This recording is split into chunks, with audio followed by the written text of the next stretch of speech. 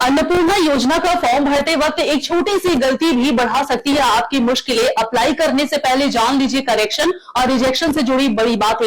अन्नपूर्णा योजना के तहत राज्य भर में आवेदन प्रोसेस काफी तेजी से चल रहा है। हजारों महिलाओं के खातों में योजना की राशि पहुंचनी भी शुरू हो चुकी है, लेकिन आवेदन के दौरान यानी अप्लाई के दौरान फॉर्म में होने वाली छोटी छोटी गलतियों को लेकर लोगों की चिंताएं भी बढ़ रही है। क्या किसी गलती के कारण आवेदन सीधे कैंसिल हो सकते हैं? क्या फॉर्म में सुधार का मौका मिलेगा? देखिए पूरी खबर। पश्चिम बंगाल सरकार की अन्नपूर्णा योजना इन दिनों चर्चा में है। राज्य भर में बड़ी संख्या में लोग इस योजना के लिए आवेदन कर रहे हैं। कई लाभार्थियों के बैंक खातों में 3000 रुपए की सहायता राशि पहुंचने की खबरें भी सामने आई है। इसी बीच ऑफलाइन और ऑनलाइन दोनों माध्यमों से आवेदन स्वीकार किए जा रहे हैं, लेकिन आवेदन प्रक्रिया के दौरान फॉर्म भरने में होने वाली गलतियों को लेकर लोगों के मन में कई सवाल उठ रहे हैं। प्रशासनिक सूत्रों के अनुसार यदि कोई व्यक्ति ऑफलाइन आवेदन जमा करता है और उसमें किसी प्रकार की त्रुटि रह जाती है तो कुछ मामलों में उसे सुधारने का अवसर मिल सकता है। जरूरत पड़ने पर गलत जानकारी को संशोधित कर दोबारा जमा करने की व्यवस्था भी की जा सकती है। हालांकि ऑनलाइन आवेदन के मामले में स्थिति थोड़ी अलग है। एक बार गलत जानकारी सबमिट हो जाने के बाद उसमें संशोधन का अवसर मिलना कठिन हो सकता है। इसलिए ऑनलाइन आवेदन करने वाले लोगों को विशेष सावधानी बरतने की सलाह दी जा रही है।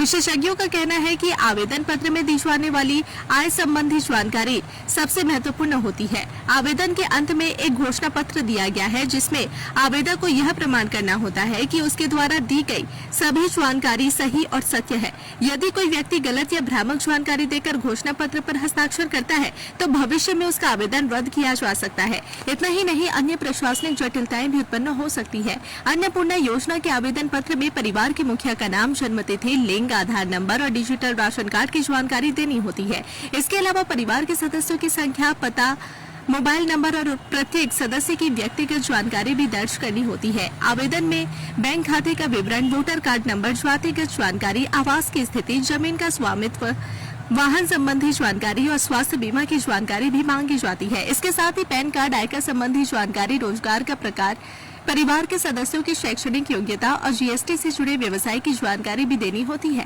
आवेदन पत्र में यह भी पूछा जाता है कि परिवार का कोई सदस्य सरकारी पेंशन प्राप्त करता है या किसी राजनीतिक पद पर है या नहीं।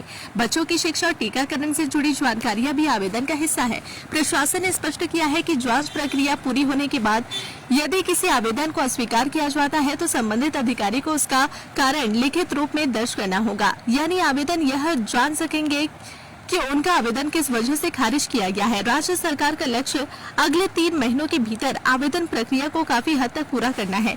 इसलिए लाभार्थियों को सलाह दी जा रही है कि जल्दबाजी में फॉर्म जमा करने की बजाय सभी दस्तावेजों और जानकारियों की अच्छी तरह जांच कर ले।